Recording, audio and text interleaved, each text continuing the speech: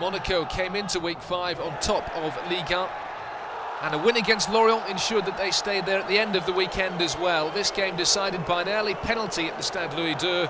Radamel Falcao brought down by Fabien Audard, and the Colombian back from international duty sent the Lorient goalkeeper the wrong way from 12 yards.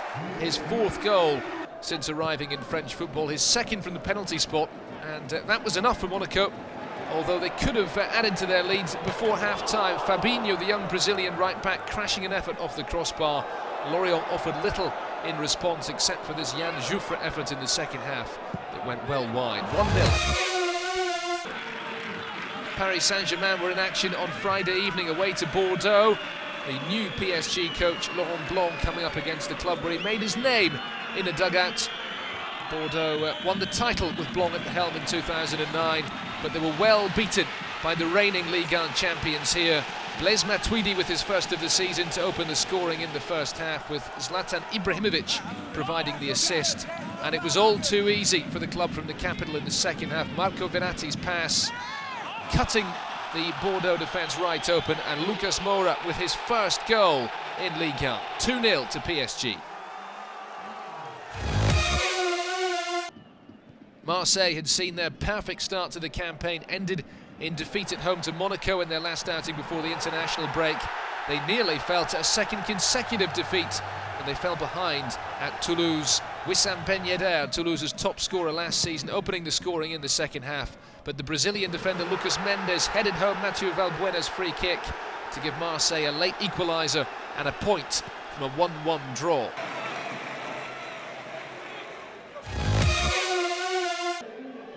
Saint-Etienne are flying high. They won 3-1 at Valenciennes. In the far north of France, Benjamin Cornier put Les Verts in front in the first half. Cornier impressing in a new-look Saint-Etienne system, and Romain Hamouma also impressing. He got a goal in the recent win at home against Bordeaux, and another one there, a stunning strike early in the second half to make it 2-0, and then Cornier got his 2nd of the match to make it 3-0, one that Nicolas Peneteau in the Valenciennes goal perhaps should have saved. Saint-Etienne heading for a 4th win in their first 5 league games this season, although Valenciennes did get a late consolation through Mar Melikson.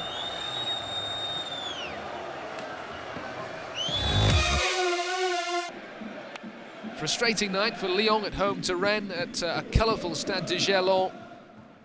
Fouad Kadir on loan from Marseille, making his Rennes debut. Coming close early on for the visitors. Rennes' record in this fixture down the years has been very impressive. Bafétimbi Gomis crashing one off the bar on his return to the side, but 0-0 it finished.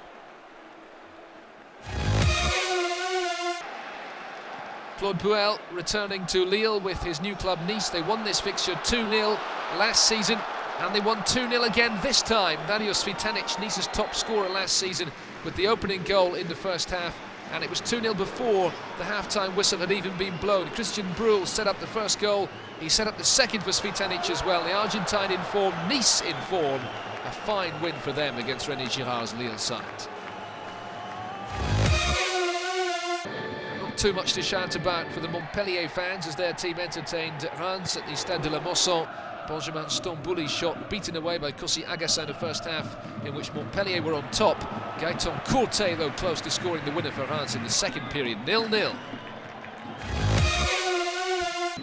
It was a first win for promoted Nantes since the opening day of the season. They beat Sochaux 1-0 at the Stade de la Beaujoire.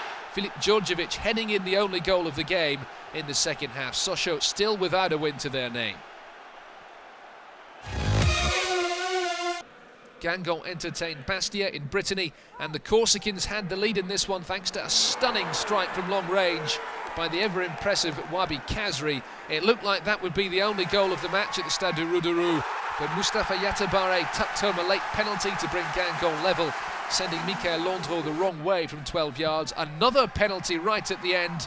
Yatabare this time denied by Landreau, and it finished 1-1 between Guingamp and Bastia. Back in Corsica, a fine game between Ajaccio and Evian TG.